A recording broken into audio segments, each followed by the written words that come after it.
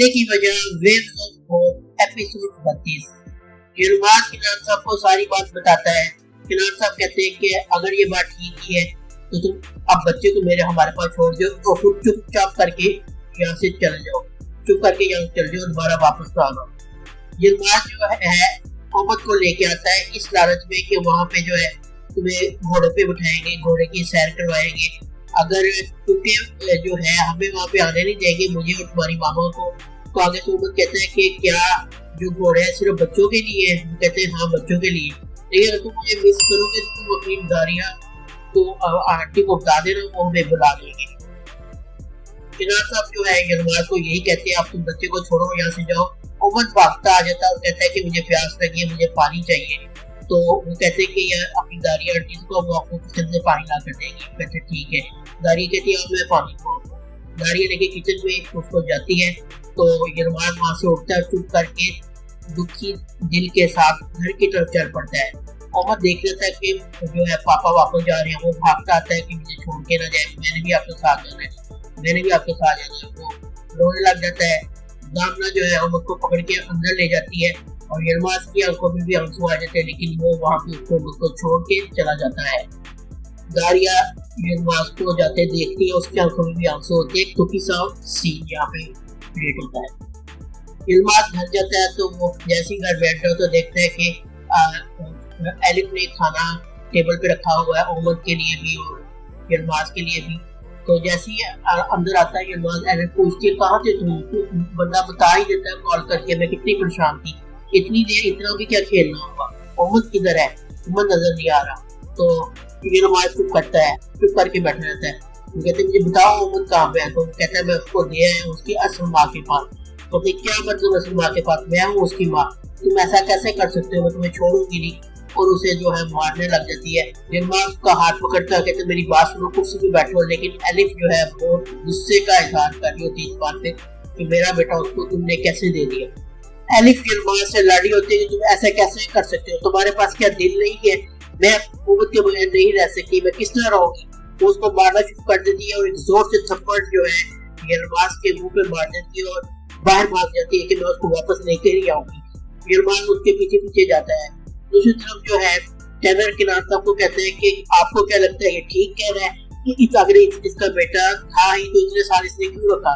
किनार साहब कहते हैं मैं क्या करूँ? ये बताते हैं कि बोट में एक लाश थी, उसको कैसे पता चल गया कि मोहम्मद जो है बोट में था? बोट में लाश थी, फिर उसने बताया कि उसने लाइट हाउस के करीब उसको दफनाया भी, उसकी कब्र भी वहाँ पे मौजूद है। मोहम्मद के जो कपड़े हैं जब वो यहाँ से गया था वो भी उसके पास है।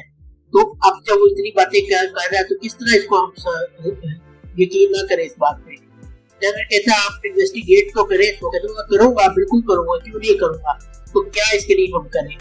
तो किनार साहब कहते हैं कि लेबोरेटरी में एक मेरा दोस्त है, मैं डीएनए टेस्ट करूंगा और चेक करूंगा इससे। जनरल कहता है ठीक है।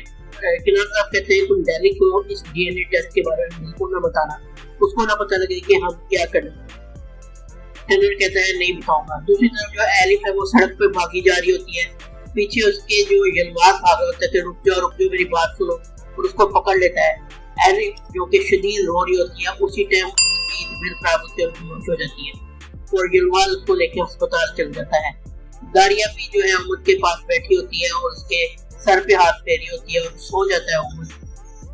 दामना उसके कमरे में आती है और कहती है कि आपा मोहम्मद कैसा है? कहती है सारा दिन काफी ये बहुत रहा है, अब सो गया है। तो आगे तो दामना कहती है कि आपने उसकी बात पे यकीन कर लिया कि आपको यकीन है कि वो सच कह रहा है? इतने दिन से, इतने सालों से वो कहाँ पे था? दारिया कहती है कि मुझे यलमाज जो है बिल्कुल ठीक लग रहा है, वो सच बोल रहा है। लेकिन दामना कहती है कि उसने पहले क्यों नहीं बताया? तो दारिया बताती है कि उसने मुझे बताने की बहुत दफा कोशिश की लेकिन वो हिम्मत पैदा नहीं कर सका। दामना कहती है कि आपकी बात तो सुने, लेकिन दारिया उसको चुप करवा देती है कि बस मुझे अब इस टॉपिक पे कोई बात नहीं करनी। इतनी देर में सारा जो है कमरे में आती है, कहती है कि दारिया आपको जो है बाबा बुला रहे हैं। दारिया कहती है कि मैं डैनियल सोया हुआ है, मैं डैनियल को छोड़ के नहीं जा सकती। सारा कहती तो परेशान ना हो, तुम बाबा की बात सुनो, मैं यहाँ पे बैठती हूँ और यहाँ पे मैं इसका ख्याल रखूँ, बिल्कुल परेशान ना हो। वो कहते चलो ठीक है। असल में सारा का मकसद होता है किसी तरह दारिया का बाल और ये जो मोहम्मद का बाल है वो ले सके ताकि टेस्ट के लिए, डीएनए टेस्ट के लिए लेबोरेटरी में जा सके। दारिया जैसे ही जाते हैं वहाँ पे एक बुरुश पड़ा तो उसमें जो दारिया का बाल होता है उसको लेके महफूज कर लेती है और उमर का भी बाल ले लेती है और महफूज कर लेती है। यलमाज एलिफ को लेके अस्पताल जाता है। डॉक्टर उसको कहता है कि इन्होंने काफी स्ट्रेस लिया, इनकी तबीयत खराब है, लेकिन मैंने दवाई दे दी है, जल्द सुबह तक इनको होश आ जाएगा। यलमाज एलिफ के पास बैठते हैं, कहते मुझे पता है तुम मुझे कभी माफ नहीं करोगी, लेकिन तुम मुझे समझो हमारे लिए यही बेहतर था। हम इतना बोझ अपने कंधों को उठा के नहीं चल सकते थे। हालांकि एलिफ बेहोश होती है, लेकिन यलमाज उससे ये बातें कर रहा होता है। दारिया किनार साहब के कमरे में जाती है। किनार साहब कहते हैं बैठो बेटा, वो लड़का सो गया है क्या? तो दारिया कहती है वो लड़का नहीं है, उसका नाम डेनिस है बाबा और मेरा बेटा है। तो दारिया पूछती है कि आपको क्या यलमाज ने कुछ तोपरुट के बारे में नहीं बताया? यकीनन अगर उसको डेनिस का पता है तो उसको तोपरुट का भी पता होगा, क्या आपने पूछा उससे? तो आगे से किनार साहब कहते हैं नहीं, उसने मुझे ऐसा कुछ भी नहीं बताया। दारिया कहती है आप ठीक कह रहे हैं ना बाबा, अगर कोई ऐसी परेशानी वाली बात है जो दुख देती हो मुझे, तो मुझे बता दे अगर आपको यलमाज ने कुछ बताया। लेकिन कहते हैं ऐसा कोई बात नहीं है, तो बिना वजह परेशान हो। लेकिन क्या तुमने ये सोचा है क्या उसकी माँ जो एलिफ है वो क्या इसको दे देगी? क्या वो आराम से बैठ जाएगी? क्या तुमने इस बारे में कभी नहीं सोचा? लेकिन दारिया कहती है कि ये डेनिस है, ये मेरा ही बेटा है। मैं आपको पहले ही कहती थी कि डेनिस जिंदा है। दूसरी तरफ एलिफ भी जो है सुबह हो जाती है, उसको होश आता है और वो देखती है कि यलमाज सोफे पे सो रहा होता है। वो कहती है उम्मत, मेरा उम्मत कहाँ है? आहिस्ता से बोलती है वो, लेकिन यलमाज सोफे पे सो रहा होता है। वो फटाफट उठती है, जुत्ती पहनती है और बाहर निकल जाती है, लेकिन यलमाज को पता नहीं लगता कि एलिफ जो है अस्पताल के कमरे से चली गई हुई है। एलिफ सीधी जाती है किनार साहब के घर के अंदर एंटर होती है। तो उसके बाद सेल में वो देखती है इधर उधर कोई भी उसको नजर नहीं आता, वो छुप जाती है। दरवाजा जैसे ही खुलता है घर की मुलाजिमा बाहर निकलती है, वो तेजी से अंदर की तरफ दाखिल हो जाती है, यानी कि किनार साहब के घर में दाखिल हो जाती है और एक कमरे में छुप जाती है।